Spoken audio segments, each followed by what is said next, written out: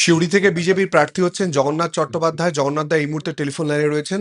জগন্নাথ দা, লড়াই কতটা কঠিন 2026 বিধানসভা নির্বাচনে প্রার্থী হওয়ার পর?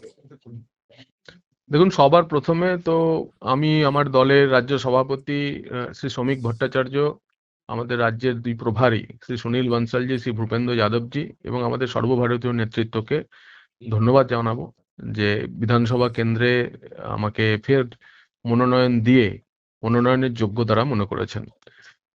বিজেপি কোনো ব্যক্তিকেন্দ্রিক দল নয়, একটা আদর্শবোধকে নিয়ে সমষ্টিগতভাবে আমরা পশ্চিমবঙ্গকে বাঁচানোর লড়াইয়ে নেমেছি। এবং যেহেতু মানুষ ঠিক করেছে লড়াই সরাসরি মানুষের সঙ্গে তৃণমূল কংগ্রেসের, সেখানে আমরা কাঠবিড়ালির ভূমিকা পালন করব। আমরাই একমাত্র তৃণমূলের চ্যালেঞ্জার এবং আমরাই উইনার হব, আমরাই জিতবো ইলেকশনটা।